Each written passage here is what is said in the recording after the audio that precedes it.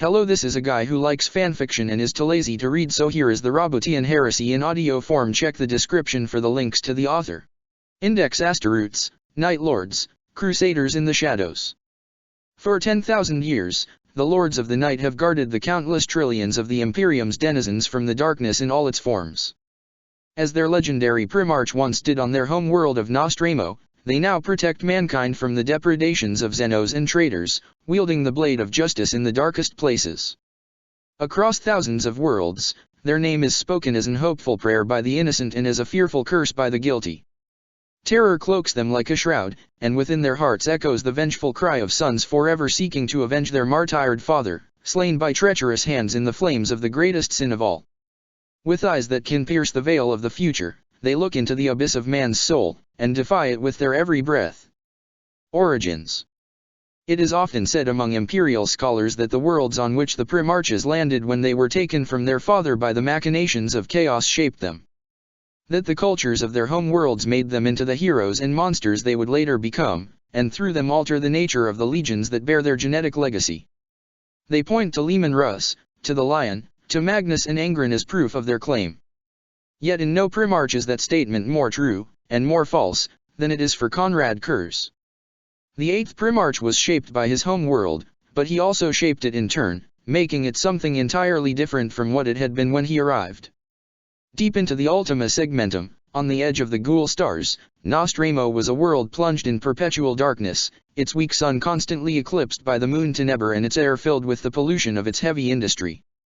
The only wealth on the planet came from the mining of the world's priceless adamantium core, and its trading with the handful of other worlds that could be reached in the tempestuous conditions of the long night.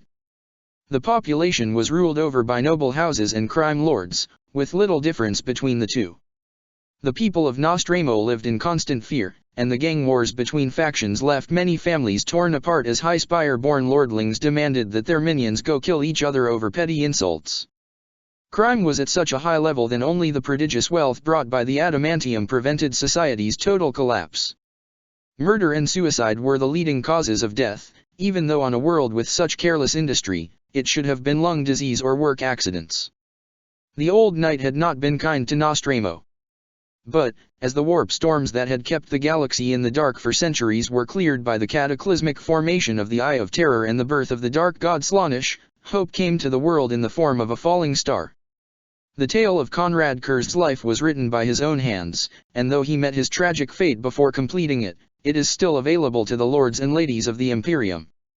According to Curze's recollections and research, the gestation pod of the 8th Primarch crashed through layer upon layer of construction and rock and deep enough to almost reach the adamantium core. From the wreckage emerged a child, pale of skin and dark of hair, his body laced with muscles and thinned by hunger. Alone, with only a sharp piece of his life pod as equipment, the child climbed up the hole his arrival had made in the surface of the world. He emerged from the darkness of the depths and into the new, more insidious darkness of Nostramo Quintus, the greatest city of Nostramo, by size and wealth, not by prestige or advancement. Feeling instinctively that he could trust none of the humans he saw, the boy hid in the shadows, stealing clothing for his ever-growing frame with ease, hunting the vermin of the city to feed his gnawing hunger. For several days, he remained hidden, watching the existence of the humans around him and listening to the myriad sounds of their lives. Then, from an abandoned street not far from where he stood, he heard the scream of a woman. Something within him reacted to the sound, and he ran in the direction of the call for help before realizing that his body was moving. There was no reason to the crime which had caused the scream, only maddened greed inflamed by the touch of drugs and lifetimes of unpunished sin. The woman didn't carry any wealth, nor was she especially beautiful. Through generations of exploitation and violent deaths, the Nostramons had learned that screaming for help wouldn't save them, and only make their aggressors more violent. No one would come.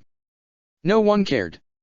Why it is that the woman who was being attacked that fateful night cried out, none but her shade know.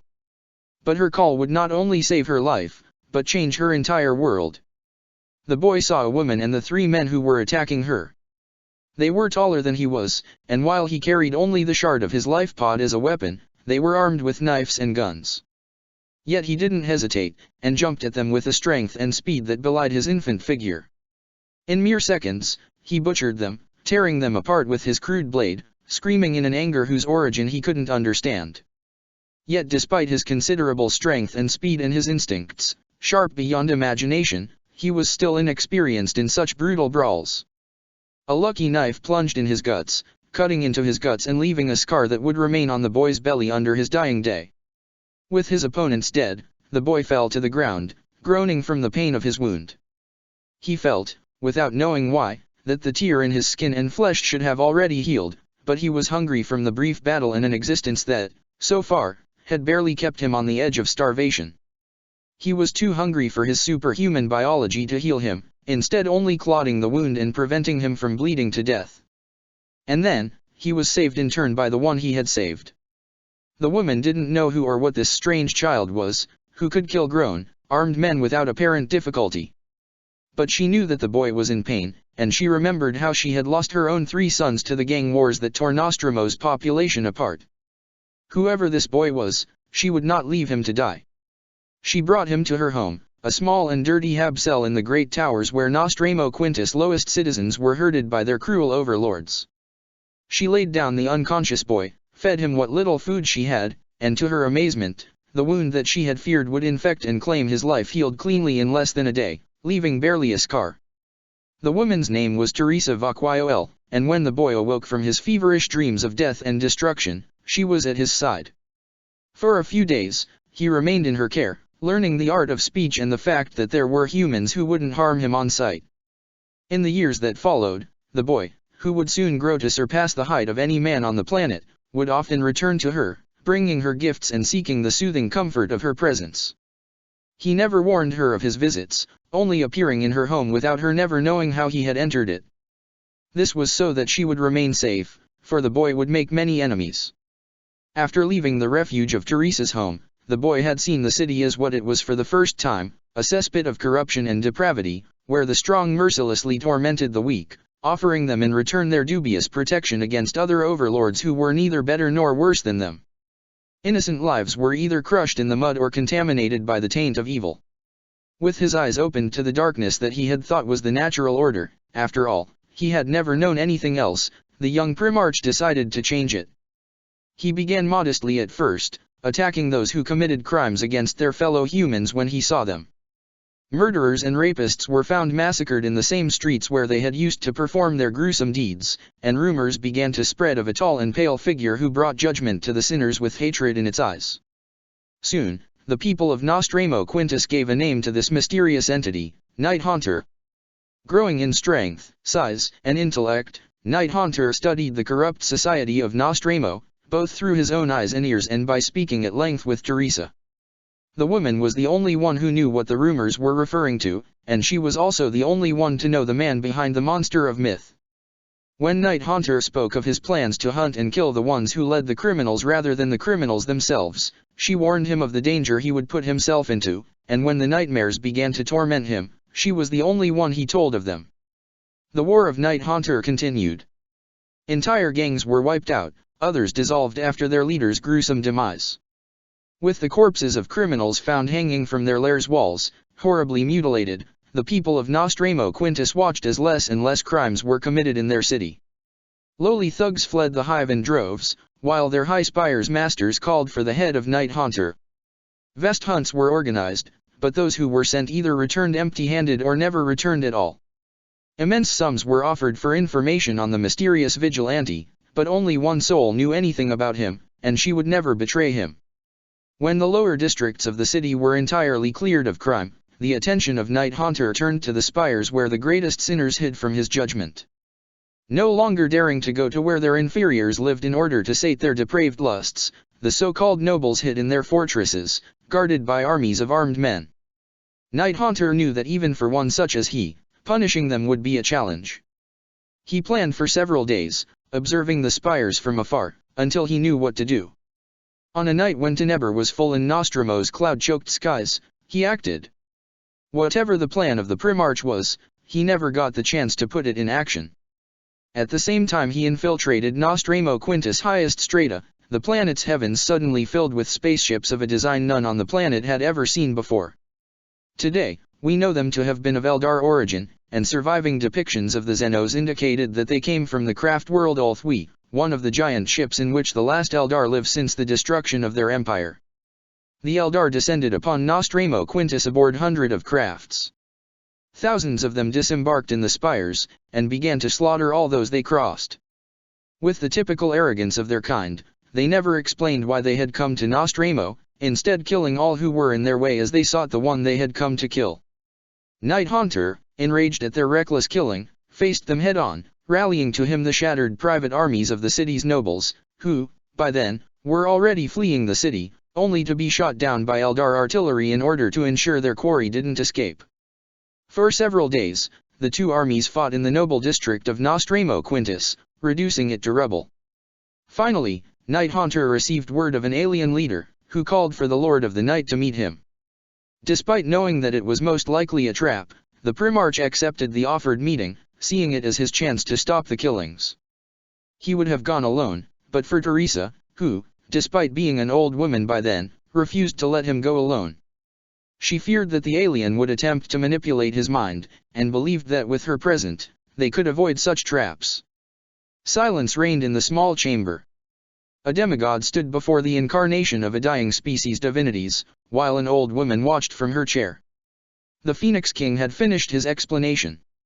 He had told the demigod of why he and his kindred had come, of the nightmarish future they had foreseen, of the monster the demigod was destined to become. The demigod had not questioned this future, for it was the same he saw every time he closed his eyes. "Do it, then," said Knight Haunter, kneeling before the one who would be his executioner. "If only my death can prevent these visions from coming to pass, then I shall welcome it." Without any more words, the Phoenix King raised his long blade, and, with a grace that no human could ever hope to match, struck at the demigod's chest, seeking to pierce his twin hearts at once and kill him as painlessly as it was possible for one such as he to die. But the blow didn't connect. Instead, it cut through the old flesh of Teresa's own body. Somehow, the crone had managed to move fast enough to intercept the Eldar blade. It should have been impossible, but as the Phoenix King, a being that had fought in countless battles for his people, and would fight in countless more, looked into her eyes, he saw the unyielding strength of a mother whose child is in danger. The old woman fell, and was caught by the arms of Knight Haunter before she could hit the ground. Completely ignoring the Xenos in front of him, the Primarch looked at her face with eyes filled with absolute grief. The Eldar stayed immobile, utterly stunned by the crone's actions. The seers of Oltway hadn't foreseen this. Teresa lifted a trembling hand, and caressed the pale face of the one who had saved her life all these years ago. A weak smile formed on her lips, and she forced a few last words to leave her throat. No human hearing could have perceived them, but both her killer and her adopted son heard them perfectly. "You are not a monster." Knight Haunter closed his eyes, tears flowing down his face for the first time in his bloody existence. In his mind, he felt the paths of the future begin to blur. His fate, that he had believed sealed from the moment of his arrival on this dark world, was no longer fixed. The two facets of him, that had fought each other for dominance over all these years, no longer knew which one was destined to emerge victor. The coin of his fate was spinning once more. Conflicting impulses raged across his brain, each sending new visions of possible futures into his mind. To intimidate, or to protect. To rule, or to cow. To burn, or to excise. The King of the Night opened them, staring at the killer of innocence before him with a cold, righteous fury.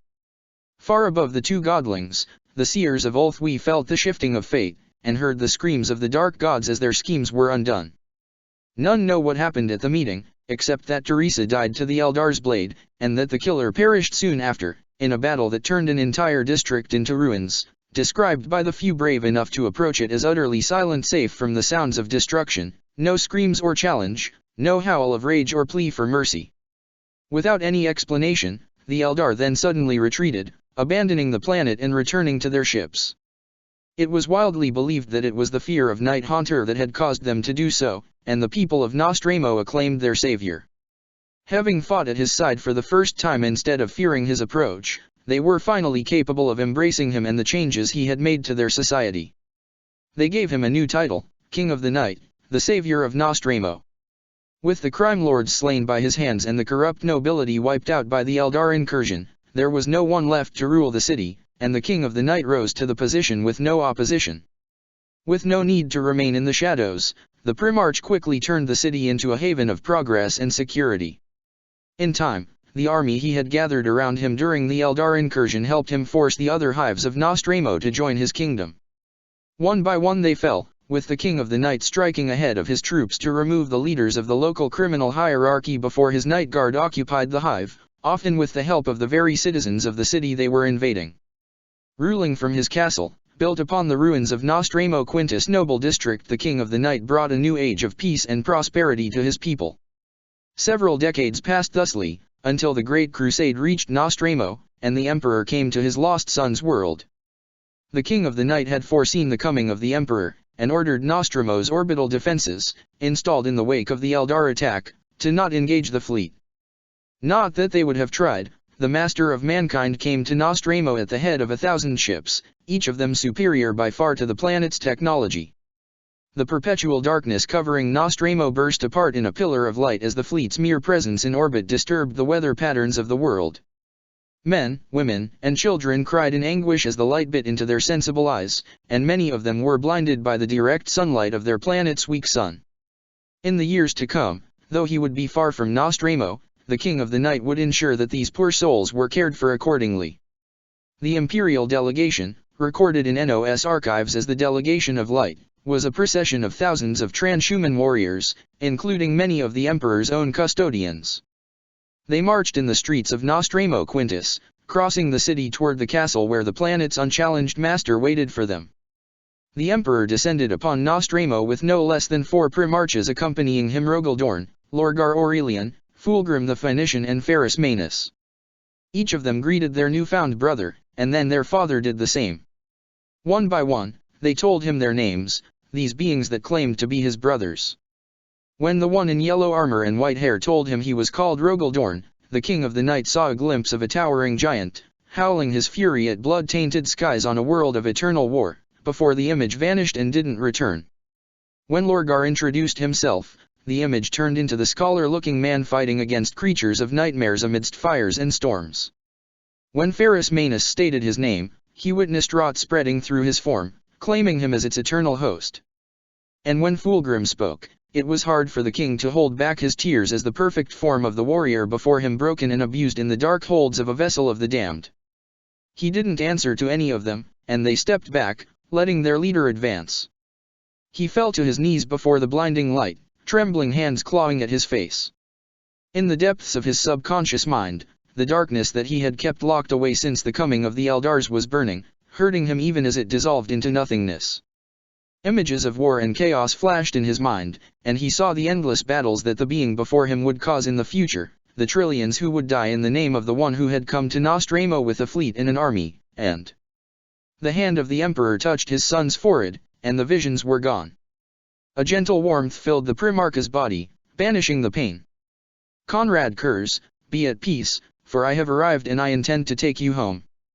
And then, to the surprise of all present, the King of the Night rose to his feet and embraced his father, laughing with delight, the sound rich and true, and one that none present had ever heard.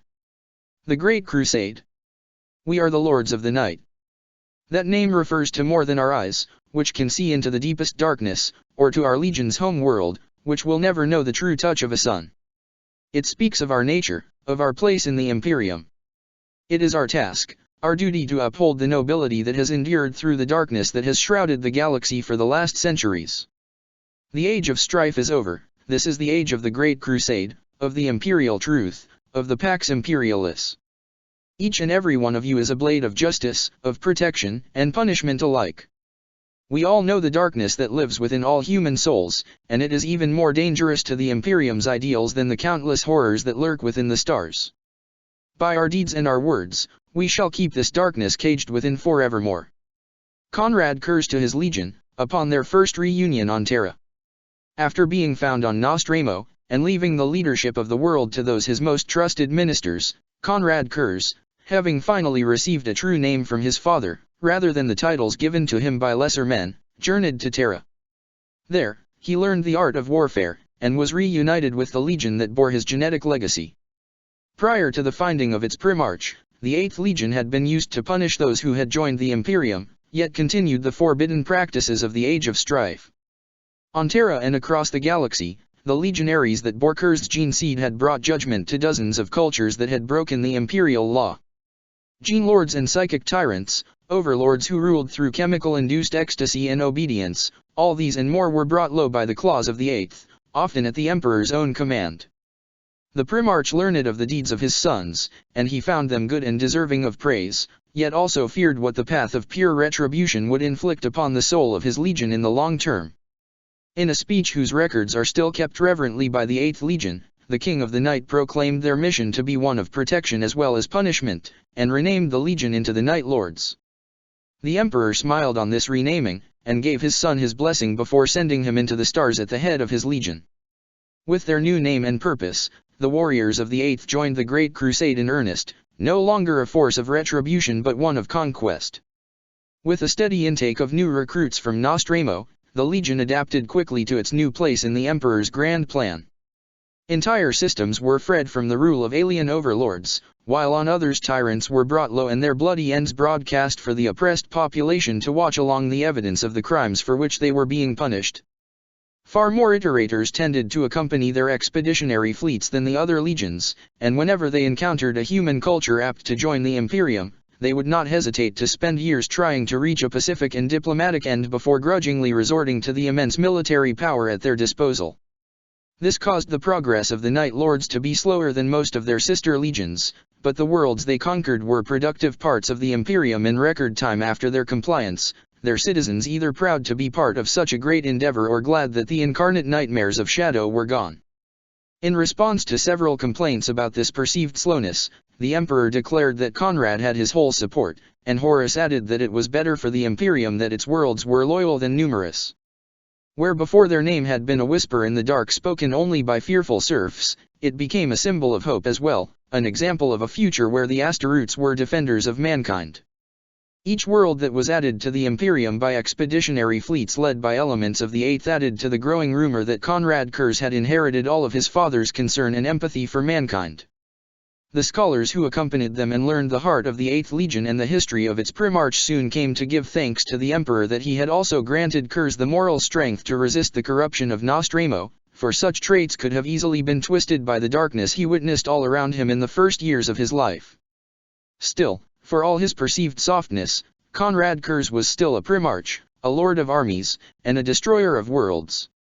In several instances, when he came upon worlds utterly corrupt, those bearing the touch of the ruinous powers, though in these days the Legion didn't know what they were, the King of the Night ordered entire planets to be annihilated from orbit. Just as some people were beyond redemption and had to be executed in order to protect the rest, some cultures were too corrupt to be saved and had to be destroyed before they spread their venom across the galaxy. Only he had such authority, though, and when his sons discovered a world that they believed had to be purged, he would travel to them in order to deliver judgment.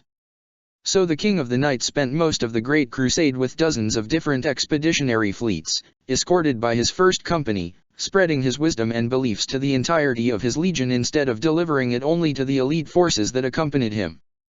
And I saw fire descend from the skies, and dark giants the color of night came down with fury and blade.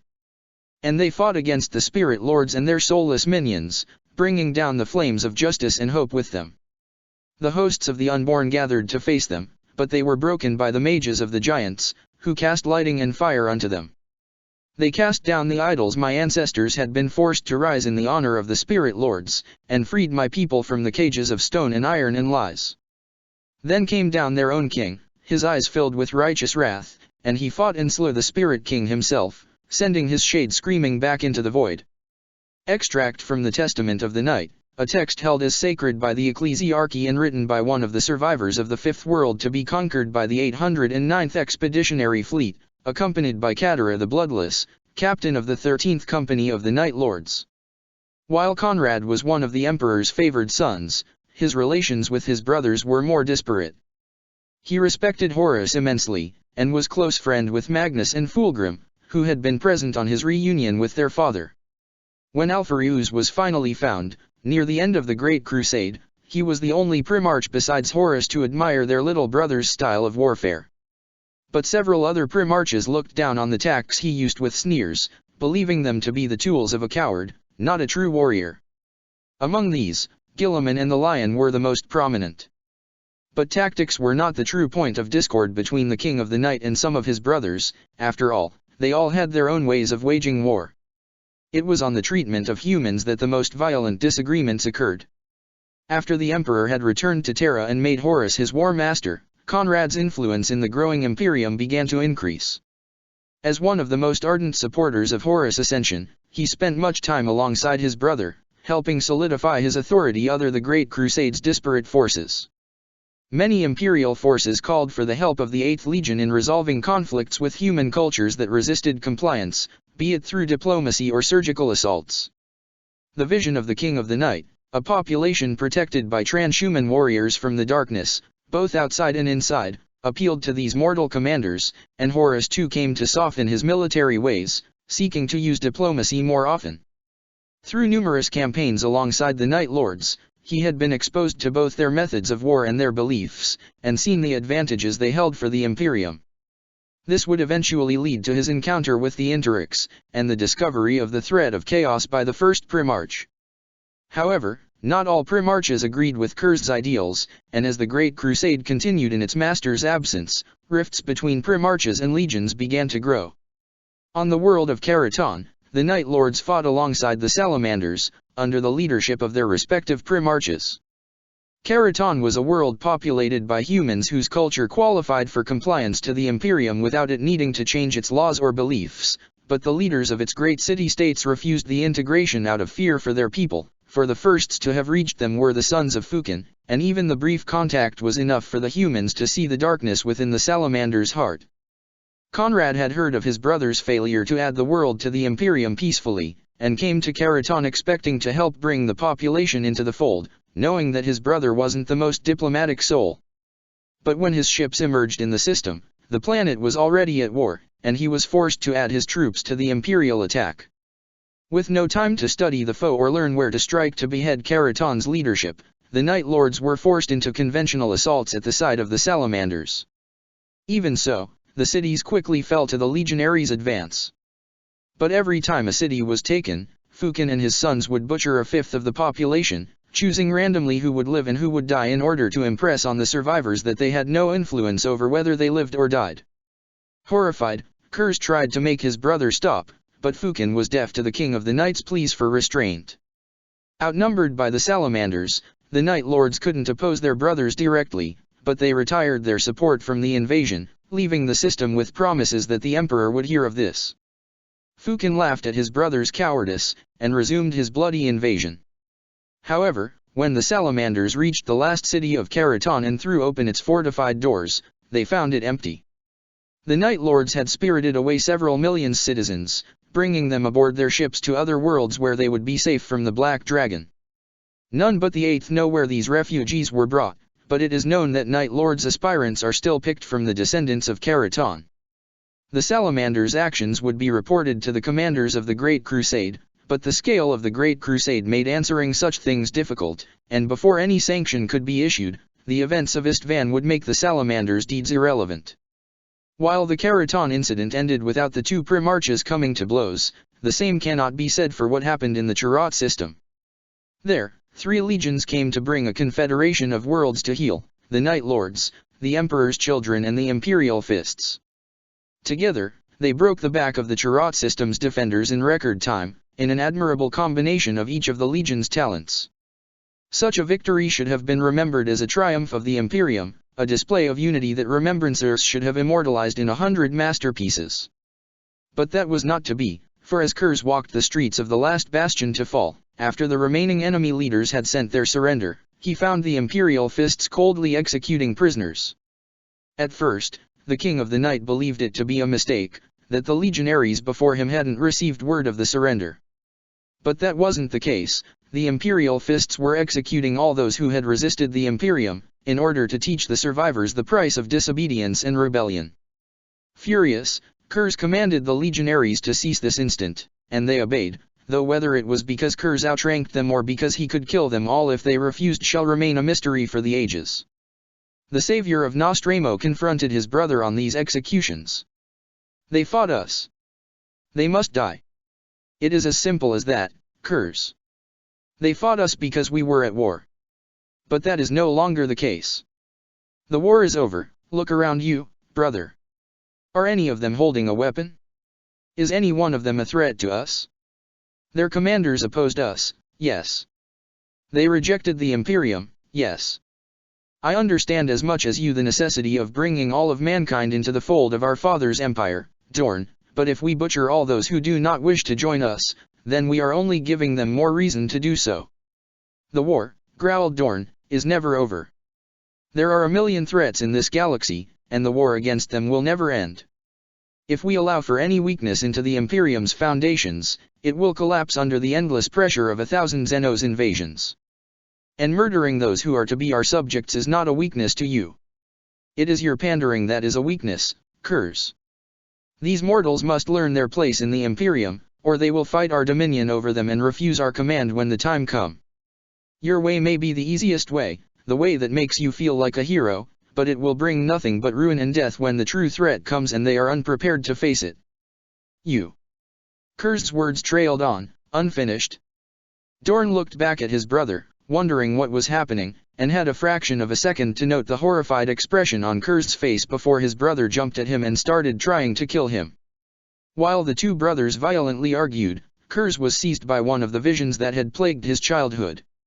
He saw the man before him as he would one day be, a blood-soaked monster, howling in eternal rage and immortal hatred, butchering his own sons and laying low the works of the Emperor in a burning crusade. All reason forgotten, the King of the Night hurled himself at his brother and tried to kill him, inflicting heavy wounds upon Dorn before Fulgrim, who had watched the exchange from a distance, managed to tear his brother from Rogal's prone form. The Primarch of the Imperial Fists was evacuated by his men, and as soon as he had awoken from his wounds, Dorn ordered his fleet to leave Chirrut, severing all ties with the Night Lords. The two legions wouldn't meet each other until years later, on the fields of Istvan V. On Chirrut, Fulgrim demanded that his brother explain his violent actions. Dorn's deeds may have been distasteful, and his arguments flawed, but nothing the Phoenician had seen justified such an aggression. If anything, it was certain to make Dorn deaf to any attempt to change his ways. Conrad confessed what he had seen to his old friend, the visions, so much like those who had haunted him during his youth on Nostramo, before the coming of the Emperor and the healing touch of the Emperor's hands. He knew, in hindsight, that attacking Dorn had been a foolish move. Even if he wanted to kill his brothers, that wouldn't have been how he would have done it had he been in full possession of his wits. But such had been the horror of what he had seen that he hadn't been able to hold himself back. It is not known whether Fulgrim believed his brother or not. He had learned, through the Great Crusade, to trust Kurs's prophetic visions, but what he described now went against everything the Phoenician believed in. Even if there were tensions between the Primarches, divergent opinions, and approaches on galactic matters, surely it wouldn't come to war like the King of the Night claimed. For several days, the two Primarches conversed, while their men brought the Chirrut system to compliance and restored order across its worlds with a minimum of bloodshed. When they left and went on their separate ways, Fulgrim had sworn to his brother that they would speak again of these subjects when they next met. For now, he and his legion were needed far away, called by Ferrus Manus to help in the subjugation of a human culture allied to Xenos. The Heresy. When I was young, every time I closed my eyes I saw the galaxy burning. I could see the darkness extinguishing the light of hope, creating a future of endless wars and suffering. On fields of stone and dust, demigods waged war among themselves, while humanity's kingdom crumbled to ruin around them. Daemons and angels they were, fighting a war that never should have been fought in the name of the greatest lie and the ultimate truth, and worlds burned in their wake. I never saw who won this war, though in truth I suspect neither side will if this future comes to pass. These visions stopped when I was reunited with my father, when he placed his hand upon my head and dissipated the last traces of Night Haunter clinging to existence in my mind. Even so, I never forgot them, and tried all I could to prevent them from ever becoming a reality. I spoke with those of my brothers I had seen fall into darkness, trying to divert their paths from these infernal realms where I had seen them become slave kings to false gods. And for a time, I allowed myself to believe I had succeeded. Now I dream of these things once more, knowing that the warriors I see are Astaroths, and all that has changed is that the angels and the daemons have exchanged their places on the chessboard of fate. From the private writings of Primarch Conrad Kurs, while en route to the Istvan system. The news of the Istvan atrocity reached Kurs soon after leaving Cherat. Guillemot, Sanguinius, Ferrus Manus, and Dorn had turned against the emperor. While the name of the last traitor left a bitter taste in Conrad's mouth, so much could have been avoided had he succeeded in slaying his brother. It was the name of Manus that most filled him with alarm. What had become of Fulgrim, who had gone to help the one who was now revealed to be a traitor? Horrible doubts and suspicions rose in his mind as he remembered some of the things he had seen on Nostramo, images of the Emperor's children brought down into damnation by the lies of a warp-born creature. He crushed these doubts, however, for he knew his brother. Fulgrim would never give in to corruption. If nothing else, he was too prideful to allow such a thing. The orders from Horus were to gather all loyalist legions in range of Istvan and annihilate the rebellion before it could spread. Yet Kurs, despite his loyalty to the War Master, hesitated. His visions were returning, and with them the images of betrayal and slaughter. He knew not whether they were true or not, but the data that accompanied Horus' orders, warnings of the dark forces at work in the galaxy that had twisted Guillemot and his cohorts, made him choose to assume they were. While the other legions that would fight at Istvan were gathering their full strength, Conrad decided to go there only with his own elite forces, the Night Guard. On his way to the accursed system, he sent secret orders to the rest of his legion, commanding them to prepare for the worst. His warnings were vague, but they did contain an hint that he may no longer be there to guide them, and that if, somehow, the traitors won the Battle of Istvan despite having only 4 legion against the 7 that had pledged to come, they were to be ready to fight for the throne until their dying breath. The circle of shadows gathered at several occasions, in small numbers each time, and Kurs spoke to his sons for what he knew, somehow, would be the last time. It is said that upon realizing it without knowing how, many Night Lords, warriors and killers all, wept. Savater, first captain of the Night Lords, asked to follow his primarch to Istvan, but Kurs refused.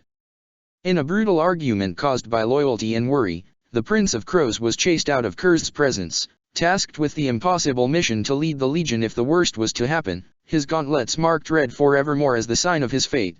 His death would happen at the Primarch's command. Until then, he was forbidden to die.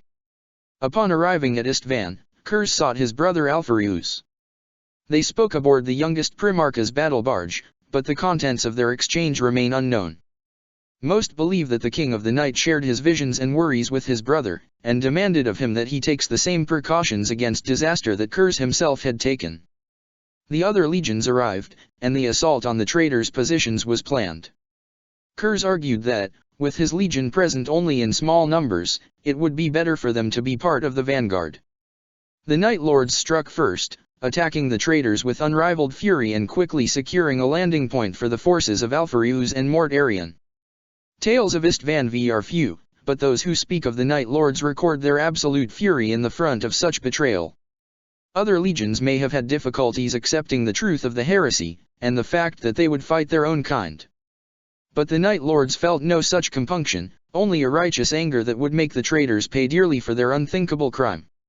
Twice the King of the Night came blade to blade with one of his treacherous brothers. Ferrus and Kurs fought each other amidst the pestilent sons of the Iron Hands Primarch, Kurs demanding his brother reveal what had happened to Fulgrim but getting no answer, until he saw that he couldn't kill his brother, such were the extent of his transformation.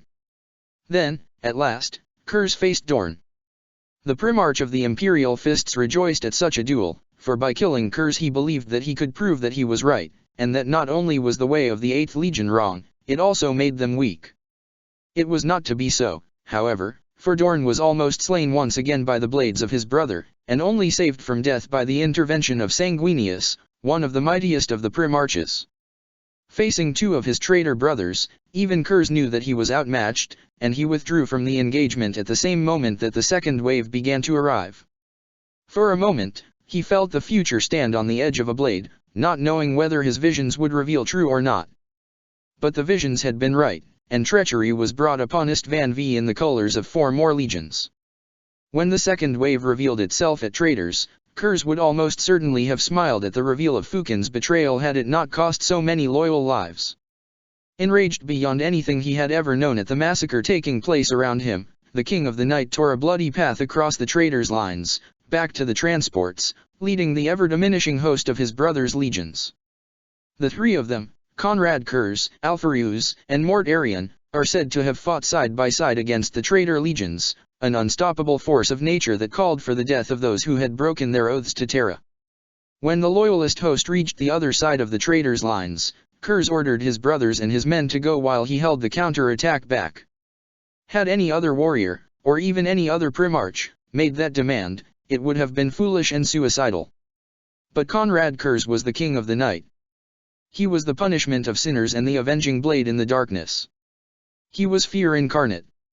And so, while Mort Arion and Alpharius commanded their men to run for the gunships, their hearts filled with sorrow, the savior of Nostramo revealed the full measure of his terrible might. Hundreds of traitors died, torn apart by the claws of an unleashed primarch, while their own bolts and blades utterly failed to reach him. Darkness coalesced around him as he released his psychic potential, manifesting the darkest nightmares of the oath-breakers in images of judgment and failure. He was everywhere at once, appearing from the shadows and disappearing again, leaving only a trail of disfigured corpses in his wake.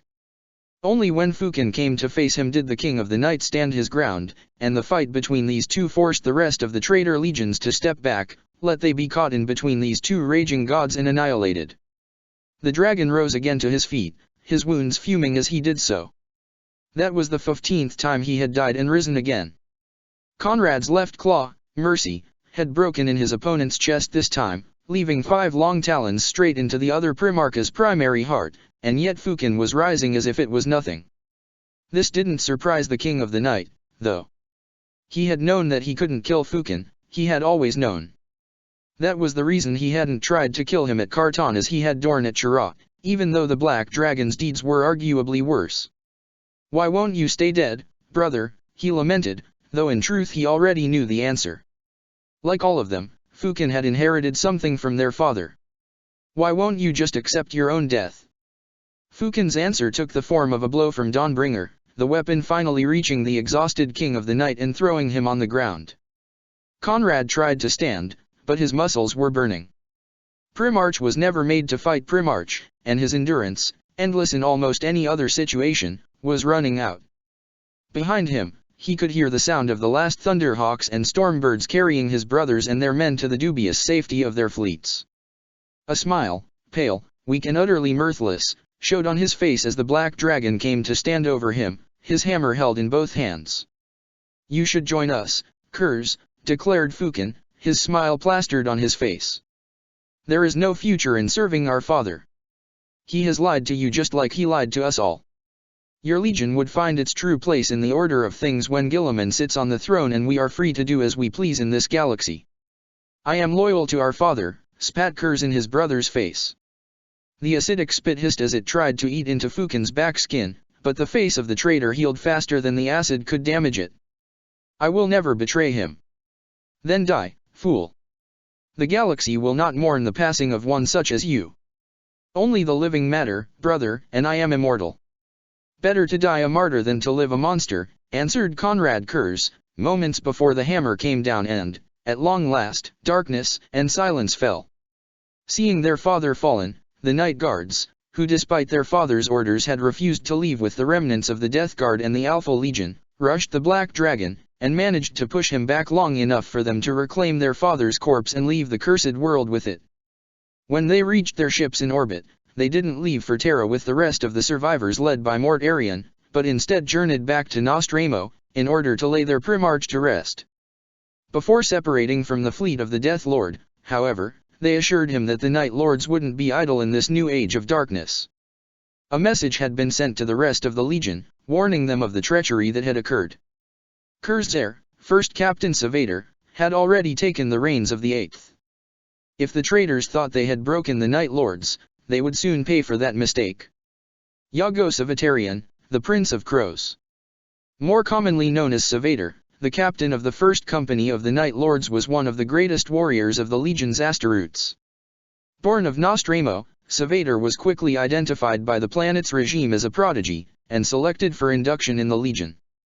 Though his mental balance left to be desired as a member of human society, he adapted extremely well to life among the Night Lords, becoming one of the more popular figures in a legion that generally cared little for such things.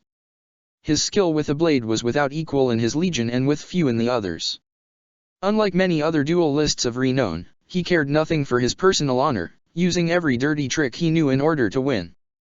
It was him who ended the winning streak of Sigismund of the Imperial Fists, by headbutting the other first captain as their duel reached its 30th hour. Though the onlookers of the 7th Legion decried the dishonorable blow, Sigismund himself appeared to take it with humor, seeing the duel as a lesson for him. After all, few of the opponents he would face in the Great Crusade would fight with any honor. While the 7th Legion considered that duel a tie, the Night Lords, when they spoke of it without laughing, clearly thought Savader had won. As the first captain, Savader escorted his Primarch during the Great Crusade, and saw more of him than any other Night Lord. This closeness is why he was made heir before Istvan, and why he, more than anyone else save perhaps the demigod's long-dead foster mother, knew his father's heart. As a lord of the Great Crusade, he was a diplomat as well as a warlord, and though he lacked some of the empathy his father possessed, he still proved to be a very efficient threat in discussions. Savader would speak of what he and his men would do to the other party if they refused the offer of compliance, his tone utterly serious and his lips curled into a parody of a smile, and then Kurz would intervene and appear all the more magnanimous. It is unknown whether the first captain was playing a role or simply stating the truth. He proved several times that he wouldn't hesitate to make his threats a reality. On the battlefield, he fought as the commander of the Atramentor, the 8th Legion's Terminator elite. With his power spear, he was almost impossible to touch, leading some to claim that he had latent psychic powers, even if he was never part of the Night Lord's Liberius. Centuries after the end of the heresy, Savader vanished during a battle opposing his legion to a group of dark angels who had escaped the Eye of Terror. The Legion Master boarded one of the traitors' ships with his men, and hadn't left it by the time it was pulled back into the warp by the sorcerers on board. His ultimate fate remains unknown.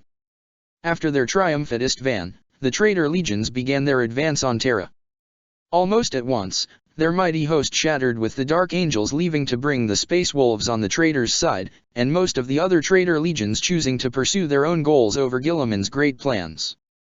Watching this separation from the shadows, the Night Lords seized the opportunity.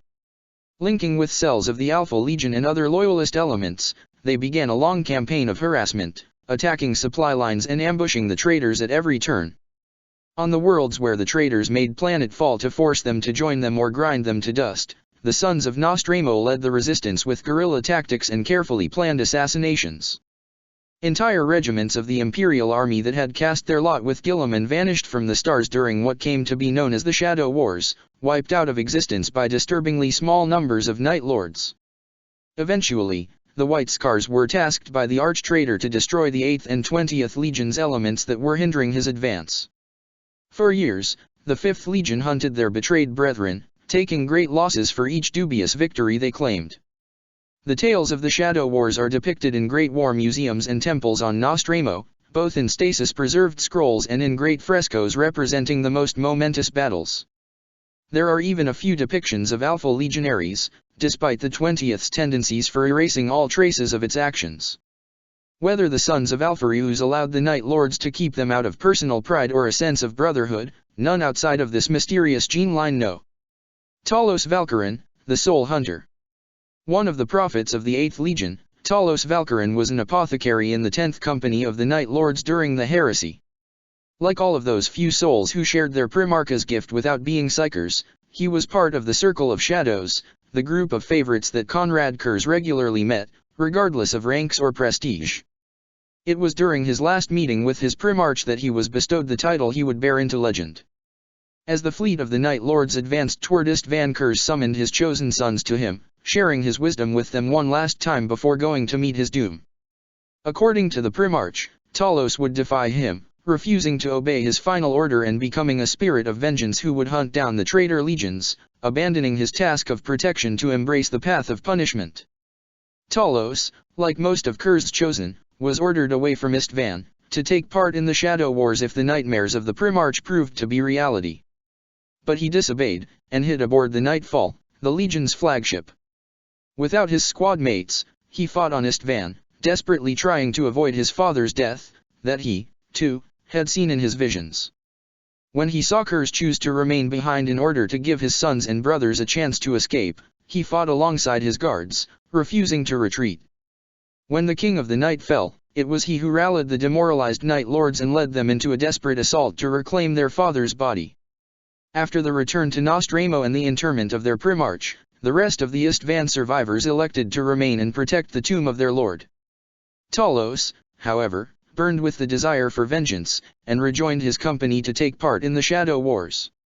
His visions helped lead the 10th to many victories against Guilliman's forces, and at the Siege of Terra, he fought against the Blood Angels at the side of his captain Malcharion. Guided by his visions, the warriors at his side would seek out specific individuals on the other side, champions, and commanders whose evil deeds resonated through time itself. Talos Valkyrin was thought dead alongside his squad in the War of the Dragon, during the Scouring, but his body was never recovered, and tales are told among the legionaries of the 8th and of these legions who fought at their side during that conflict, tales that he survived, and escaped to hunt down the traitors for all eternity. To this day, there are reports coming from worlds under attack by the traitor legions of a warrior in midnight clad, with the ghosts of his lost brothers fighting at his side as he hunts down those treacherous souls who have avoided justice for so long.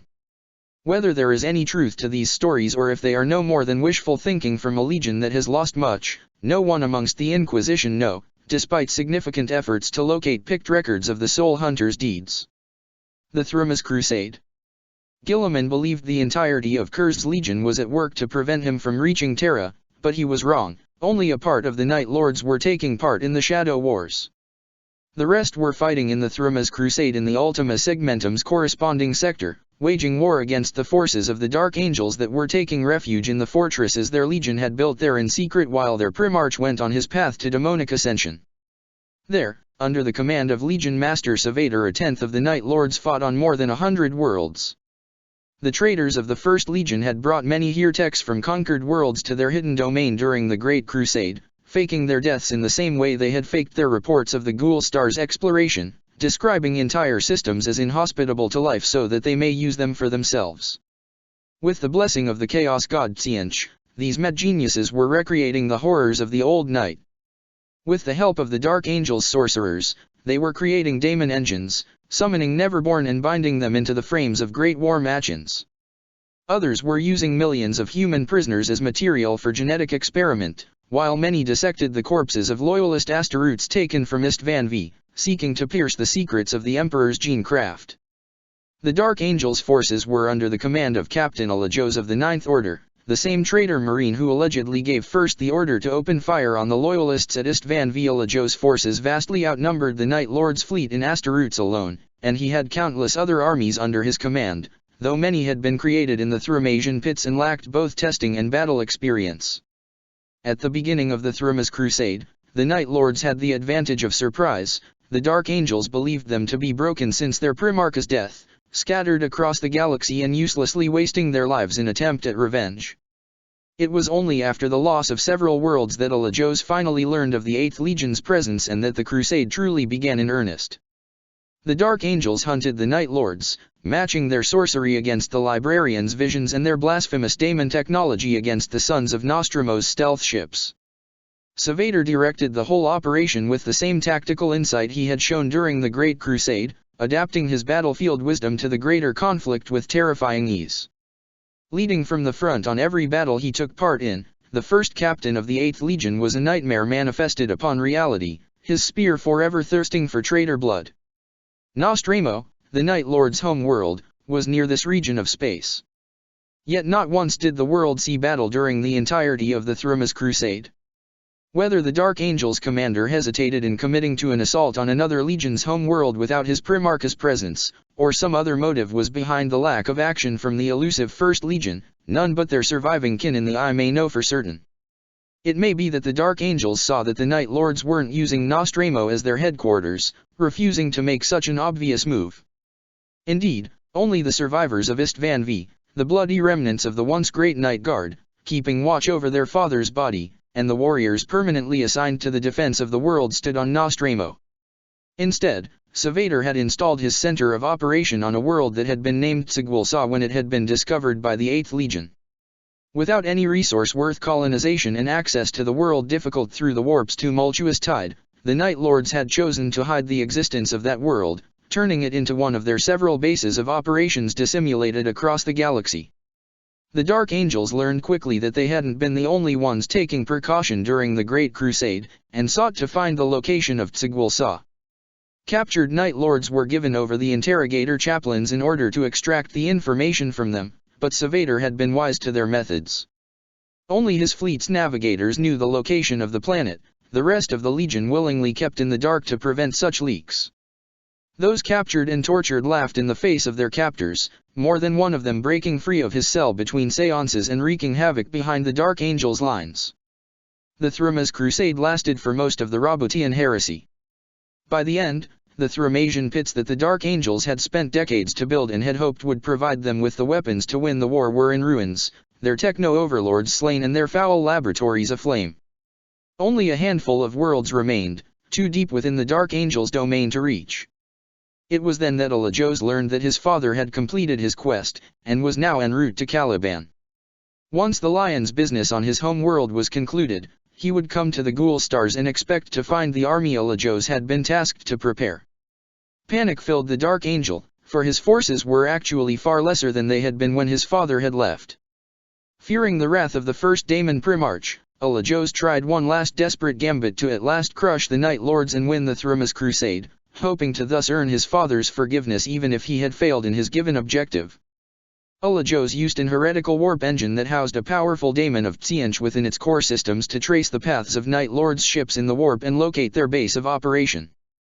The records of the Eighth state that the Dark Angel had to sell his soul to whatever creature was bound to the device in order to obtain the information, though how the Night Lords learned that is not mentioned anywhere in the archives. Alajos gathered his whole fleet, and launched a massive assault on Tsiguil-Sa. Taking the Night Lords by surprise and with overwhelming firepower on his side, the Dark Angel commander was able to break the back of the 8th Legion forces. Descending on the planet itself at the head of a vast armada, the captain reached Savater himself and the two of them fought at the heart of the Night Lords' citadel. In the end, after his men had left the surface, Savater activated his spear's teleportation beacon and was teleported back aboard his fleet, before ordering a full retreat, leaving Alajos screaming in failure while the mines deep within the fortress detonated and brought the whole structure down on the invaders. Felzarost, the chief librarian of the Legion, had been right, mused Savater as he dodged yet another clumsy strike from Alajos. He was growing stronger. The Dark Angel commander was a good warrior, and showed evidence of numerous blessings from his unholy patron, and yet Savater was quicker and stronger than him. They had been going at it for more than 5 minutes now, according to the chronometer at the edge of his vision that advanced so slowly, and he hadn't taken a single wound yet. In fact, it was almost a boring fight, despite the novelty of fighting someone in slow motion. But duty was duty, and by holding the full focus of the enemy commander on him here, deep in the fortress, Savater was preventing him from directing the pursuit of his fleet. Finally, after what seemed to be an eternity, a single rune on his visual display changed colors, the sign that his plan of evacuation had been executed. Without wasting any more time, he disarmed Alajos in single blow, before impaling the Dark Angel through the chest with his chain spear. The traitor fell on his back, stinking blood spilling from his wound, but he wasn't dead yet. In fact, already the wound was starting to close, and if Savater was any judge, all it would take would be a few augmetic vertebrae and the traitor would be as good as new. That was, of course, if he lived long enough. The Dark Angel looked up at him, and even though they were both wearing helmets, Savater could feel the hatred radiating from his foe as he waited for the blow that would end his life. Savater lifted his spear, ready to deliver it, when a sudden thought occurred to him. He stopped, and lowered his weapon, activating instead the teleport beacon that would bring him back aboard the Nightfall. As wisps of ozone gathered around him, he saw the surprise and incomprehension flare in the Dark Angel's aura, and said, "Give my regards to your Primarch when he comes here and learn of your failure to kill me." Alajos screamed in pure fury, and Savater grinned through the blood running down his nose, and his eyes and mouth and ears, as the teleportation flare engulfed him. Both the Shadow Wars and the Thrumas Crusade ended at the same time, with the Night Lords and the Alpha Legion retiring from the front of the heresy. With their ambush at Tsiguil-Sa and the return of the Lion from the Maelstrom, the Night Lords could no longer prosecute the Thrumas Crusade without risking their legion's destruction, and had already inflicted sufficient damage to the Dark Angel's assets in the region. For the first time since the news of the Istvan atrocity had reached them, the Night Lords gathered their full strength in one of the galaxy's darkest corners. Despite the losses the 8th Legion had taken, tens of thousands of legionaries gathered, accompanied by many more human soldiers, forces of the loyal Mechanicum, and several Titan legions. Savater, having recovered from his trial during the Tsalgwalsa ambush, took over all command of the assembled fleet. Many wondered what the Prince of Crows had in mind for such a mighty gathering. They could return to Terra and add their forces to the defenders of the throne world, or strike any of the traitor legions that were still isolated from the main advance. A few even suggested that, if the rumors of Gilliman leaving the bulk of his forces in favor of pursuing Alpharius were true, then they could either attempt to slay the arch-traitor himself, or attack the forces led by Ferrus Manus in his absence. But Savater had other plans, plans that no one could have prepared for. A light in the darkest night. While he laid down in the Night Falls Apothecarian, recovering from the damage he had done to his own brain in his duel against Ulagos, Savater had been visited by psychic messages of strange origin. Several of these communications had gone awry, with the first captain using his slowly awakening psychic gifts to push back what he perceived as psychic intrusion, but after a while he understood that these were not attacks from the Dark Angels and their demonic allies, but an attempt at communication from the Night Lord's allies. Through means unknown, the Alpha Legion was reaching into the Prince of Crow's very mind in order to deliver information of utmost importance, the fate of the Emperor's children, and the means to come to their aid. The eyes and the hands of the Emperor. Conrad Kurz was the only Primarch close to the mysterious Alpharius beyond Horus Lupercal, seeing his brother's unorthodox tactics as possessing tremendous potential. However, the disregarded Alpharius showed to the damage done to the worlds his legion conquered made him chastise his brother. While he could understand Alpharius' desire to prove his worth to their father, he told his brother that he shouldn't give such importance to equaling the tallies of conquest of the rest of their brotherhood. Alpharius' talents, reasoned the King of the Night, laid in other matters, and seeking glory at any cost, even if it meant the loss of more lives than was necessary, would ultimately only alienate him to those whose opinion truly mattered. Alpharius appears to have been convinced by his brother's arguments, for he turned his legion from a pure, ruthless weapon of war into something altogether more efficient and terrifying. His legionaries became spies and infiltrators, the skill of which rival those of the Venus Temple of the Assassinorum. Beyond the eyes and reach of even the greatest inquisitors, they collect data on the Imperium's enemy, and deliver it to those in position to act on it. Amongst those, the Night Lords were prominent. Few forces in the Imperium can make as good an use of information about the enemy's commander's location, and the bond of brotherhood that linked Alpharius and Kurz are echoed to this day by their respective legions. The ways by which the information is delivered vary, from the mundane to the stupefying, but always the Night Lords know it to come from the Alpha Legion. Some servants of the Dark Gods, and not a few inquisitors of questionable morality, have tried to manipulate the Eighth by faking messages from the most mysterious legion, but they have never succeeded. The Night Lords have some way of telling the fake messages from the true ones, and they certainly aren't going to say how. After having confirmed that the knowledge was really coming from the Alpha Legion, Savater gathered the commanders of his gathered force and told them of his plans. Quelling all skepticism with his usual blend of intimidation and charisma, the Legion Master led the Night Lords to a giant webway portal, large enough to allow entire fleets to pass through.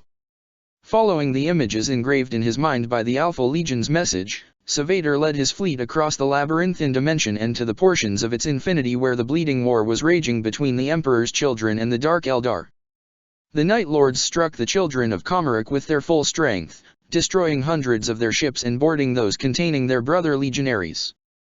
Linking up with the remaining free forces of the Third Legion, they freed Fulgrim and told him of the darkness that had claimed the galaxy in his absence from the material plane. With the Emperor's children and their Primarch rescued, most of Savater's fleet wanted to leave the webway and go to Terra. But once again, Savater denied them. The throne world was already besieged, he said. If they went there through the warp, they would never reach it in time to tip the scales of the siege. With Fulgrim's support, Savater ordered the two fleets to pass through the webway once again, following his guidance until they emerged mere hours of warp travel away from Terra. I am justice. I am judgment. I am punishment. Battle cry of Iago Savatarian, Legion Master of the Night Lords, during the Siege of Terra. The Siege of Terra was the final battle of the Roboutian Heresy, and the Night Lords were determined to play their part in it. When they reached the titanic space battle taking place in the Throne World's orbit, transmissions reached them from the surface of the atrocities being perpetrated by the Blood Angels. Immediately, the 8th Legion descended upon the treacherous sons of Sanguinius, creating 1,000 duels of legends in the ruins of Terra's great cities as champions from both legions clashed. When Sanguinius' incarnate body was slain by the Mournival and his essence cast into the warp, the Blood Angels collapsed on the ground, and the Night Lords didn't question their good fortune. They slew hundreds of Blood Angels in the throes of ecstatic agony. The events of that night gave birth to a grudge between the two legions that has lasted to this day. The Night Lords remember the Blood Angels' atrocities, and the Blood Angels remember what they see as the Night Lords' cowardice. The Blood Angel screamed as he died, not in pain but in absolute ecstasy. With disgust, Talos tore his chain sword free from the traitor's chest, but the blade was caught up in some twisted bone structure, and broke apart in his hand. Tossing away the useless handle, the apothecary looked around for a replacement. The power sword of the slain angel was laying nearby, a golden relic of breathtaking craftsmanship, with a ruby the size of a human fist encrusted in its pommel and its name written on its edge, Aurum. Talos reached out to pick up the blade. He saw himself standing above his brothers' bodies, holding the blade aloft and laughing in madness. Pleasure flowed through his veins, rewarding him for the murder with sensations the like of which he had never known. Above him he saw the face of a perfect being smiling upon him in appreciation of his deed. Around him, ranks after ranks of Blood Angels were hailing him as their lord, their master, their prince. Staggering, Talos stepped back from the corrupted weapon. With a snarl, he brought down his boot upon the inactive blade, breaking it to pieces with the sound of wailing ghosts. He would continue fighting with his bolter, his combat knife, his bare hands if he had to. Better that than using the enemy's tools against it. Soon after the fall of Sanguinius, Guilliman perished as well. The traitor legions ran, and the Night Lords took in the desolation that had become of Terra. For a few days, they remained on the throne world, helping take care of the immediate aftermath of the devastation and healing their own wounds. Then, at the command of the Legion Master, they set course in pursuit of the traitors. The Post-Heresy. The Emperor's Blades. The Night Lords and the Assassin Temples have long had a relationship most unusual between Astaroths and those trained by the Officio Assassinorum. Unlike most of their brethren, the Night Lords do not scorn the Assassins, seeing them not only as a necessary part of ruling a kingdom the size of the Imperium, but also as valuable assets in their own conflicts. As soon as during the Great Crusade, the Night Lords asked for a closer collaboration between themselves and the temples, and the then masters accepted, more than a little surprised by the offer.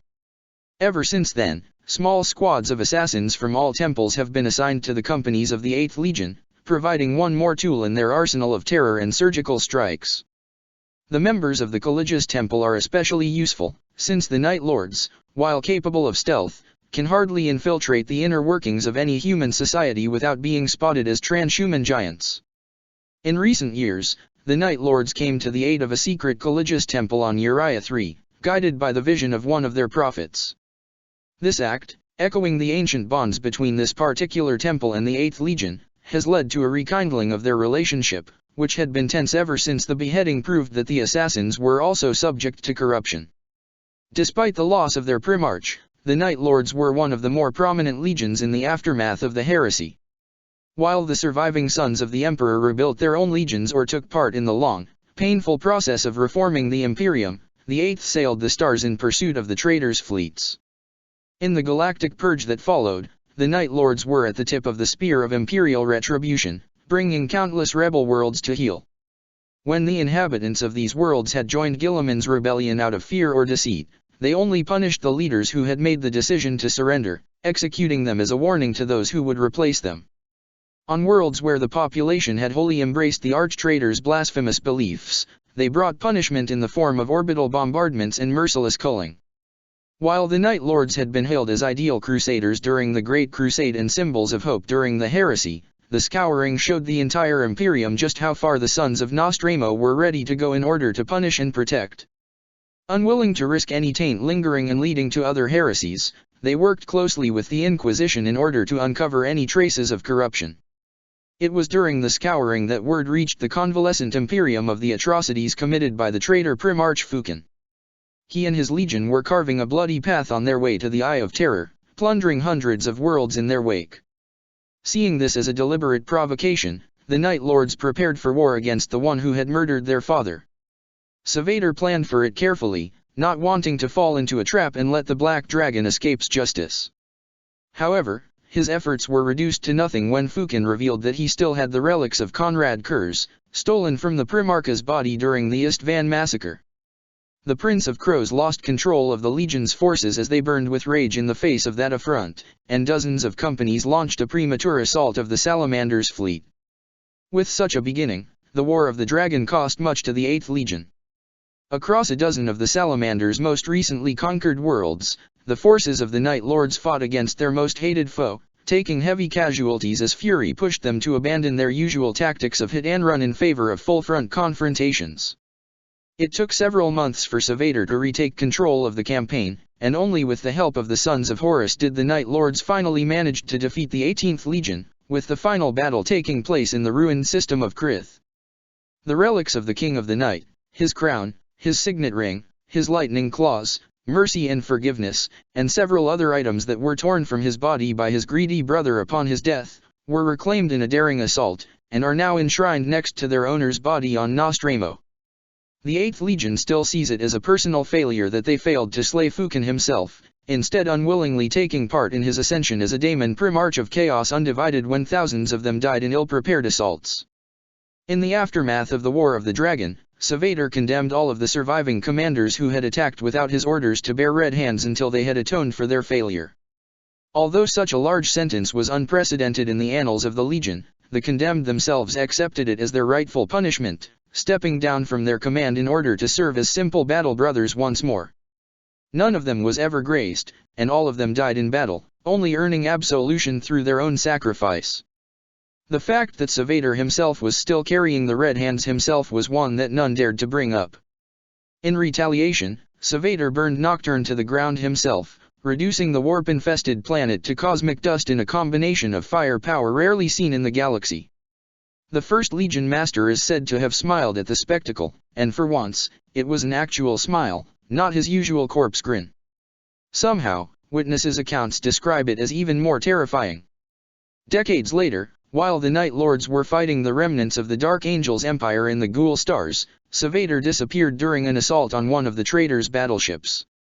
In his absence, a new Legion Master was elected, and the Legion continued its work. The door of the cell opened without a sound. Savader didn't move when he felt the assassin enter, for he knew that he was being watched by means beyond mere optic surveillance.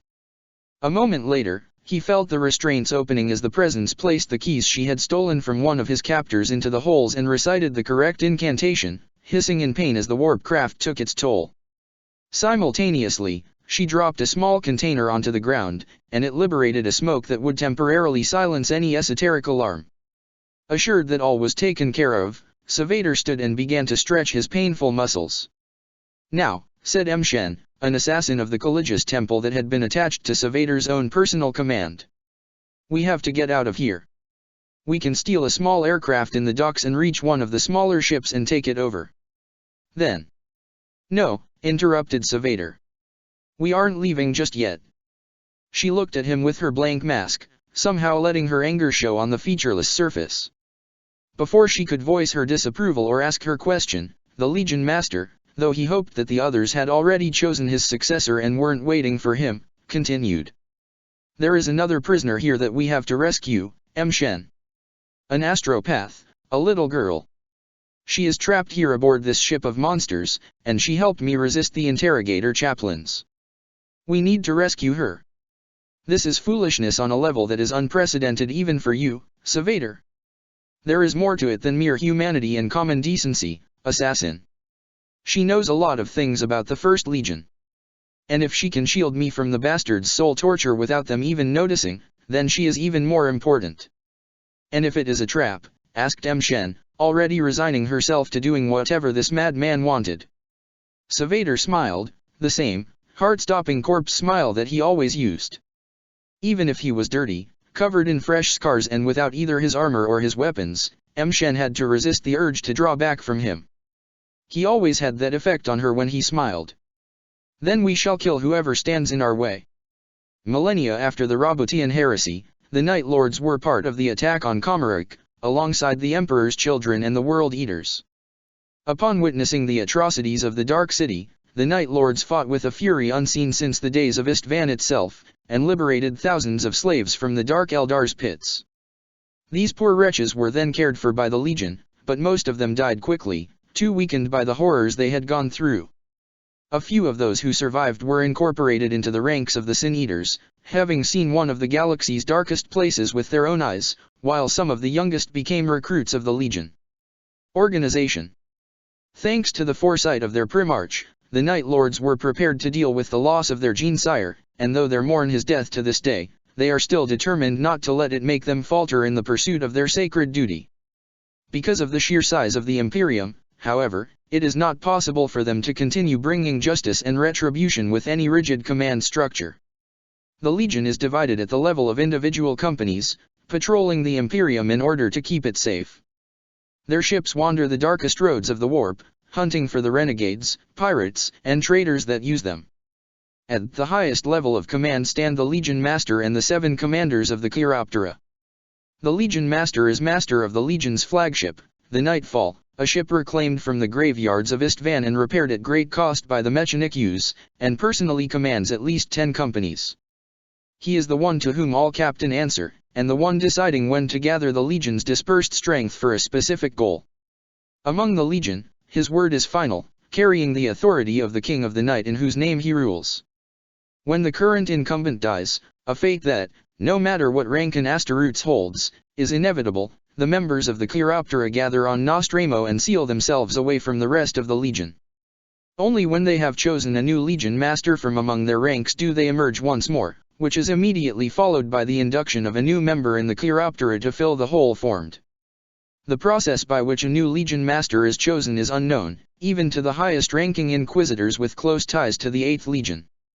Rumors abound of duels being fought, or of communing with the Primarch's spirit through the visions that rake some of the Night Lords, but all those taking part have sworn an oath of secrecy that, after 10,000 years, remains unbroken. The Chiroptera and the Circle of Shadows. During the Great Crusade, Kurz gathered a group of Legion commanders to act as his seconds in the prosecution of the Emperor's will. 7 officers chosen from the entire Legion belonged to this group, replaced when they fell in battle. The King of the Night didn't limit his choice to those Night Lords in the highest echelons of the Legion's hierarchy, naming several simple captains in the Chiroptera.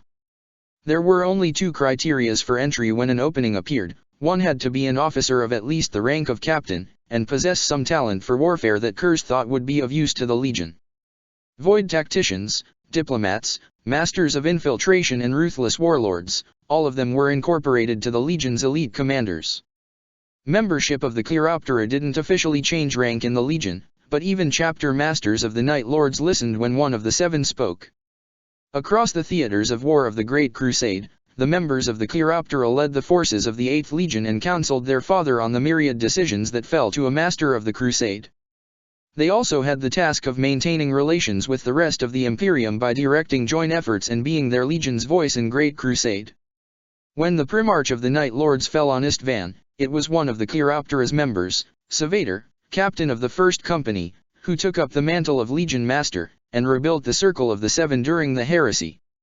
This inner circle of command still exists to this day, with new members co-opted by the others from the Legion's current officers, using the same principles as their Primarch once did and performing the same duties under the Legion Master. Without the wisdom of a Primarch, however, it is not unheard of for intra-Legion politics to play a part as well in these nominations. While the Chiroptera was a formal institution with duties and rights of command, the Circle of Shadows was a much more informal group.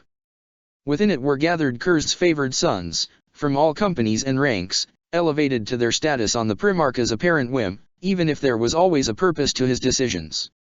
There, warlords commanding thousands of legionaries were equal to battle brothers or apothecaries. The circle gathered around Kurz, listening to their Primarch's wisdom and reporting to him about the Legion's status and state of mind. Through it, the King of the Night was able to keep in touch with all of his sons, to hear their concerns and doubts and appease them.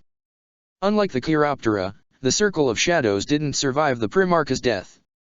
The name is still used by the Legion, but it now refers to the mourning rites that are conducted after each battle fought by the 8th Homeworld. When the 8th Primarch landed on Nostramo, it was an industrial nightmare ruled by petty tyrants who used violence and intimidation to force an exploited workforce into submission.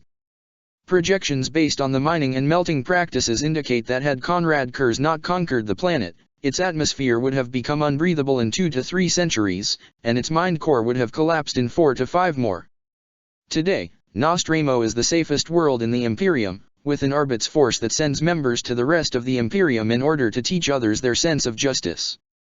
Adamantium mining, which was once the source of all of the planet's wealth, has been restricted in order to prevent damaging the world, and the planet has instead turned to other, less damaging industries. Now, though the world is still plunged into eternal night, the skies are clean enough that the citizens who walk away from the Hive City's illumination can see the stars, and the light of their weakling sun, though occluded by the moon, still spreads across the world in a feeble dawn. In the city of the King of the Night, Nostramo Quintus, there is a great fortress, that was once Kurz's castle, and is now the Legion's headquarters, where the aspirants are trained and the Legion's relics kept. Nostramo enjoys fruitful trade relationships with dozens of systems, and it is seen as something of a rite of age for Nostromans to go on a journey in the stars aboard one of the spaceships that make the tours between the night world and its partners. By doing so, they can see the light of day for the first time in their lives, and learn of how the rest of the Imperium's denizens live, often in far worse conditions than their own people do. Genetics, however, are merciless, and it is dangerous for the sons and daughters of Nostramo to live one worlds with a normal day cycle. Their skin burns with prolonged exposure to sunlight, and skin cancers can appear if they try to live on these other planets. After this pilgrimage, they return to Nostramo and enjoy the quiet prosperity of its great industry and culture. A few fall in love with the vastness of space, though, and petition for a place aboard the crew of one of Nostramo's famous rogue traders. Like most home worlds of the legions, Nostramo is spared from having to raise regiments for the Imperial Guard, since its youth are instead screened for recruitment into the 8th. In 10,000 years, the home world of the Night Lords has come under attack several times by members of the traitor legions seeking revenge for the destruction of their own home world during the Scouring. First amongst these are the White Scars, who remember Kogur's purge all too well. Beyond the legionaries permanently stationed as defenders of Nostramo, the planet is also protected by orbital batteries and a fleet of the Legion's oldest warships, now considered too cumbersome for anything but the greatest of space battles. In the very few instances where traitors have managed to get past these defenses and land on the planet, they have come under attack not only by the Night Lords, for whom Nostramo's dark streets are the ultimate hunting ground, but also by the population itself, who will fight at their transhuman protectors' side in the same manner that their distant ancestors fought alongside the King of the Night. Beliefs. The Sin Eaters. In his youth on Nostramo, Konrad Kurz learned the value of confiding your secrets to another soul instead of letting them fester inside of you. When he performed his bloody crusade to cleanse Nostramo Quintus of crime, he would speak of what he had done to his mortal family, telling them of his deeds and of the dark thoughts that they brought to his mind. Merely to speak these doubts helped him keeping the darkness at bay, and the council of his adopted kin helped him to finally shed his Night Haunter persona after the Eldar incursion. When he was reunited with his legion, he brought with him the descendants of these mortals who listened to his soul's torments as he brought Nostramo into the light. The Night Lords quickly adopted the practice, taking mortals as their own confessors, from the iterators accompanying their fleets and from their own kin on Nostramo. The name of Sin Eaters was derisive at first, coined by Russ when he heard of the practice, but it stuck and is still used today. Sin Eaters are more than listening ears for the Night Lords, many of them come from entire bloodlines dedicated to such work amongst the myriad mortals who serve the 8th Legion, and through the years they have learned more on the workings of the Astaroth's mind than the demigods themselves may ever know. They can see when a particular Night Lord is about to go over the edge and embrace the Night Haunter that slumbers within every son of Kurz's gene line, and steer his thoughts away from that dark path. In other legions, that role of confessors is held by other Astaroths. Chaplains still exist among the Night Lords, but they have a different purpose. They keep moral high on the battlefield, but are also responsible for the infliction of torture to those who have sinned against the Imperium, so that the rest of the Legion may remain untouched by such necessary darkness. They are also the ones responsible for finding worthy young men for induction into the legion. While most sin-eaters now come from the ancient bloodlines of Nostramo, with some of them even having blood ties to the Primarch's own confessors, or from aspirants to the legion who failed the physical testing but not the moral one, it is not uncommon for the Night Lords to induct others inside their strange priesthood. On worlds delivered by the 8th Legion, individual having shown a great sense of justice and honor can be offered such a position. A particularly famous example of that tradition in modern times is that of High Priest Cyrus of Tyrius Secundus. The ecclesiarch was rescued from a rebellion on his world, led by elements of the Raven Guard, that ended up in a demonic incursion, but his faith and refusal to bow to the usurpers, even in the face of his own horrible death, earned the respect of the Night Lords.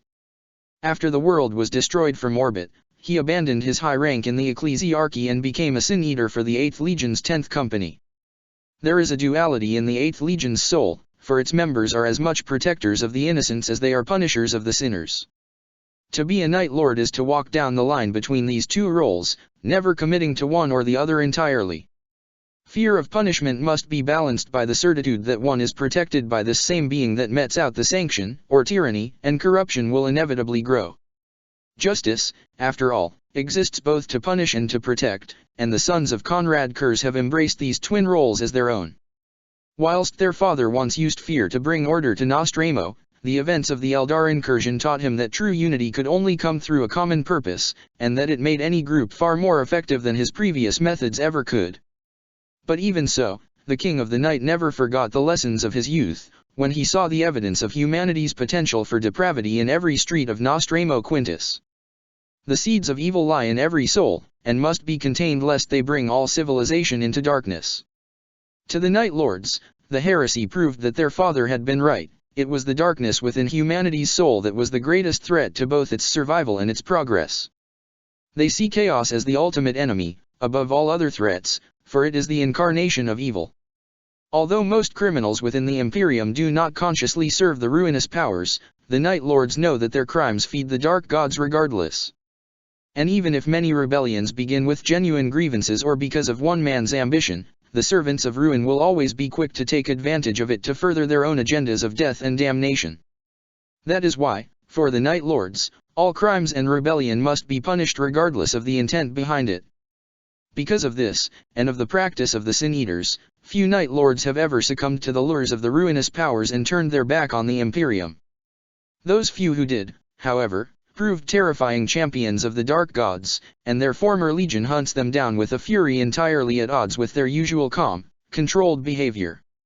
With no care for their lives nor, more unusual, for those of the mortals caught in the crossfire, they will stop at nothing to bring their treacherous kindred to justice, for they know all too well the horrors that a fallen Night Lord can unleash. Entire worlds have died screaming to the claws of but a few such renegades, and their psychic death cries still reverberate in the sea of souls.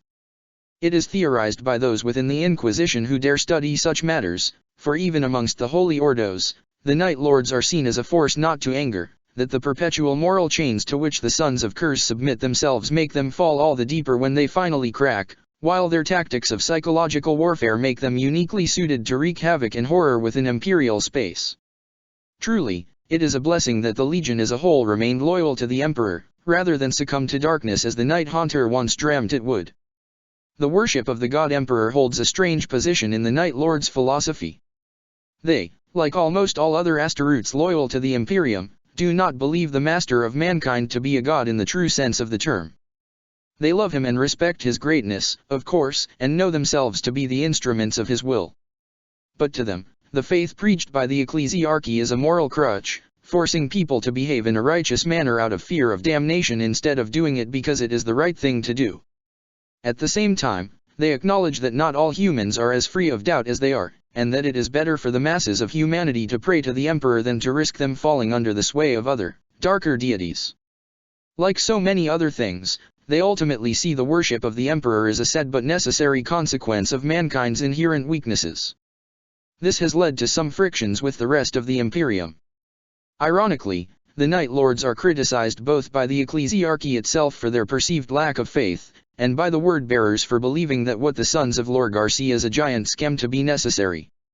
Combat Doctrine. In a galaxy full with 1,000 different enemies of mankind, the only weapon that will work against all of them regardless of their origin is fear. Every Xenos know it, in one form or another, be it a conscious emotion or an evolutionary response. Every human traitor, no matter how debased or altered, knows it too on some level.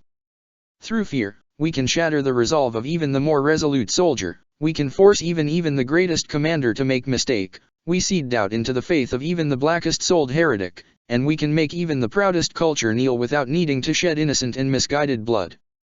Fear is the ultimate tool of war. But remember, it is only a tool. We must take care not to let it become our master, for to do so would be to become the same as the ones who were once our brothers, and are now our bitterest enemies. They are those who have broken their oath. Though they may have once been our equals, and therefore without fear, they are no longer true Asteroids. They have willingly turned their back on the ideals of the Great Crusade, and instead embraced madness and egoist purposes. While we do not fear death, they now see it as the end of their own selfish quests. And thus, they fear it. Only our own kind are truly fearless in this galaxy, and none of them will ever fight against us, for to do so is to become something else entirely, something vile, corrupt and soulless. War Sage Malcherion of the 8th Legion's 10th Company, from his treaty The Tenebrous Path. Though the King of the Night had abandoned his ways of terror when he was reunited with his legion, he knew the value of fear well. Through it, entire armies could be broken into submission without needing to sacrifice lives that could be better used by the Imperium. The tactics he used and perfected as Night Haunter are still employed by the Night Lords, and it will shock many of their allies to see the calm and just sons of Nostramo on the battlefield. In order to save as many lives as possible, the Night Lords will use maximal brutality on those who must die. With stealth that shouldn't be possible for transhuman demigods in active power armor, their hunting squads will penetrate behind enemy lines, and, without any support, begin their campaigns of terror. They will hunt down their enemy's leadership with a tenacity unmatched by any other legion, and inflict upon them tortures dating back to the sunless world's darkest days, making sure that all their victims' subordinates learn of the exact circumstances of their leader's demise.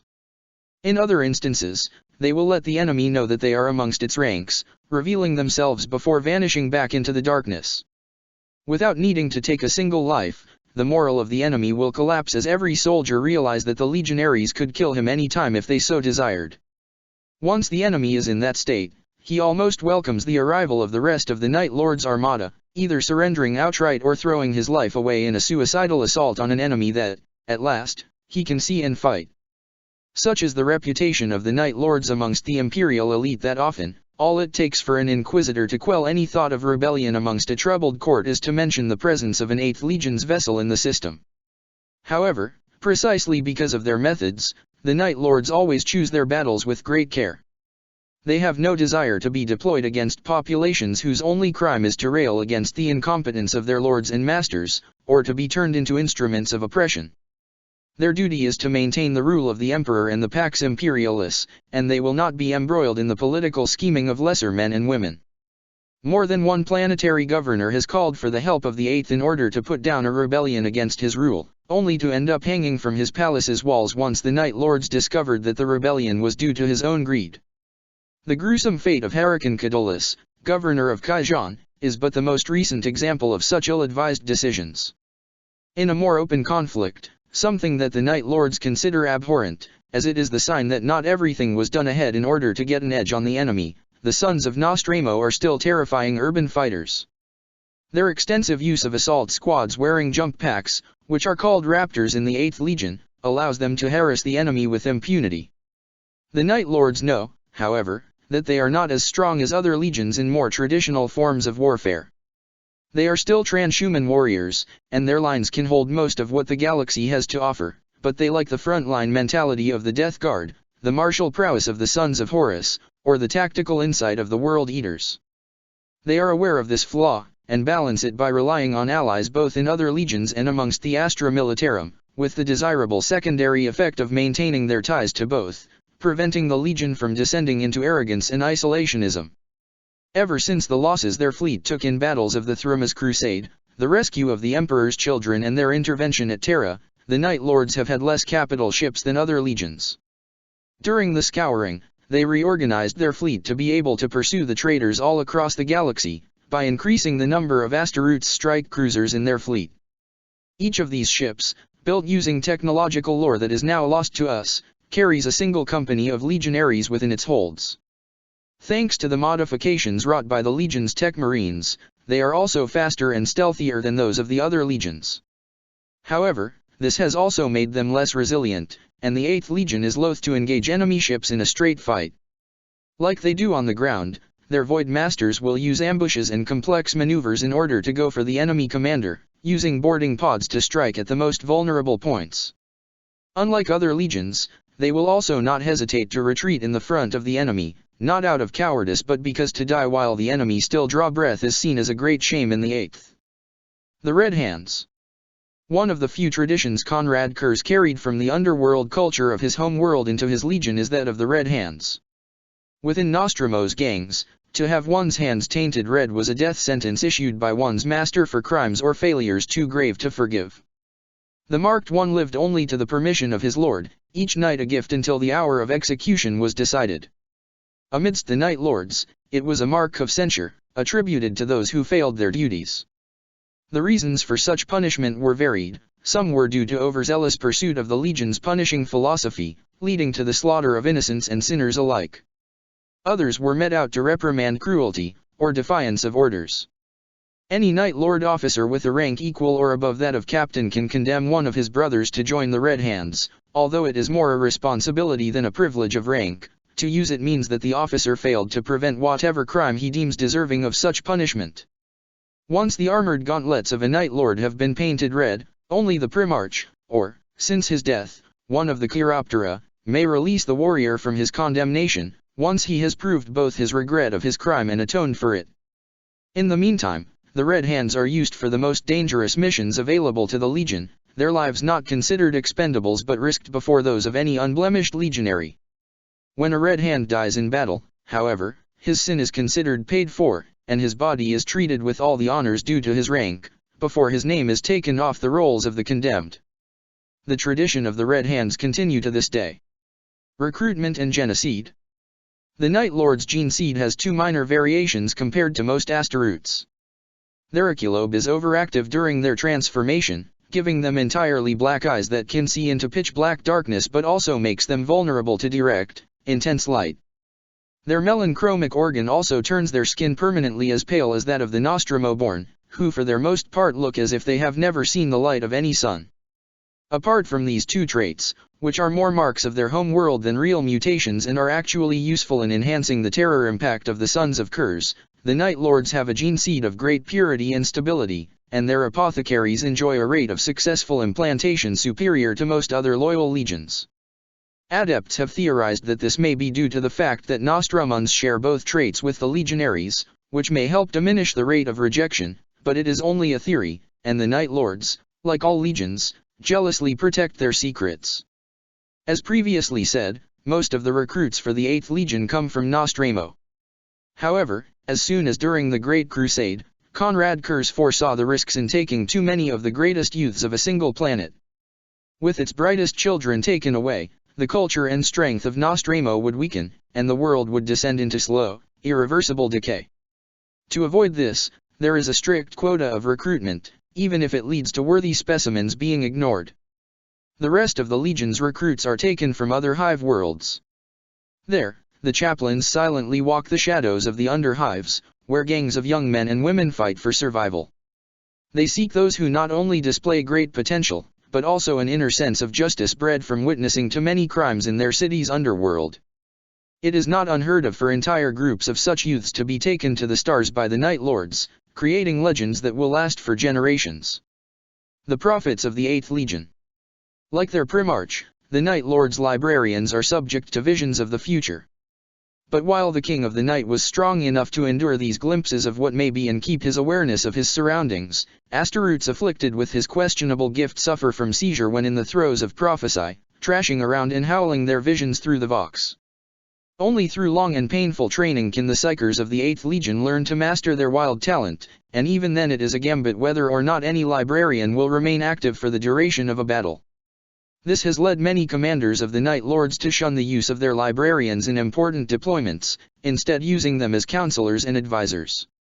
Knowing the future is as much of a tactical advantage as it looks, and entire campaigns have ended with unparalleled swiftness once a prophet of the 8th Legion told his commanding officer where the enemy leaders were hiding. In other cases, however, creatures of the warp have taken advantage of the librarian's connection to the warp to falsify their visions, like they did in several instances during the war for Grendel's world. In M34, the 8th Legion fought against a cult of Slaanesh led by a handful of blood angels on the planet. For months, the librarians accompanying the force were beset by false visions, twisted by the Keeper of Secrets that the traitors had summoned onto the world. By the time the Greater Daemon was finally found and slain, the entire population of Grendel's world had been killed by the Blood Angels and their minions. While all librarians bearing Cursed gene seed suffer from his prophetic gift to some degree, there are also those in the rest of the Legion who share it as well, earning the title and unofficial rank of prophet amongst their brothers. They are exceedingly rare, with less than one legionary out of 1,000 showing the unmistakable signs. Without the psychic gift to help them harness and control their talent, these warriors endure pain beyond imagining each time they see into the future, their torment so great that it is difficult for them to speak coherently of what they see.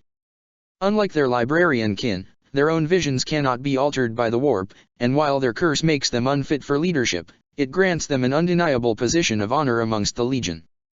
They are seen as the ones closest to their defunct father, and though the pain and their lack of control over it invariably turn them into dour, secretive souls, it is a mark of great prestige for a company to have one of them in its ranks. Prophets, however, do not tend to live long, at least compared to the near immortality their other kindred enjoy. Beyond the obvious risks of being seized by a vision on the battlefield, their gene seed keeps trying to alter their bodies further than it already has. While the process is barely understood, even by the greater apothecaries of the Legion, the symptoms are clear: terrible and constant pain, visions growing more frequent and erratic, and various brain malfunctions as the gene seed attempts to rewrite the cartography of the Night Lord's grey matter. The longest living prophet lived 400 years before succumbing to his curse, or rather, before one of his brothers took pity on his writhing, agonizing form and granted him the Emperor's peace. Some individuals amongst the 8th Legion and those few members of the Inquisition who know of the prophet's existence believe that, if one of them could be somehow made to endure the agonies of their curse at the terminal state, they would emerge as something beyond a simple legionary, a step closer to their Primarch's miraculous physiology. Warcry. It is rare for the 8th Legion to engage the enemy in open battle. Most of the time, the first signs of their presence are the screams and pleas for mercy of past enemies they broadcast over the Vox, and the whispers in the darkness as they close in on those who have sinned against the Imperium. When the enemy's morale is in ruins, when they jump at every shadow and are praying whatever deity they believe in for a quick death, the sons of Curse will attack with screams of, "We have come for you," or honor their father's memory with the call of, "Ave Dominus Nox."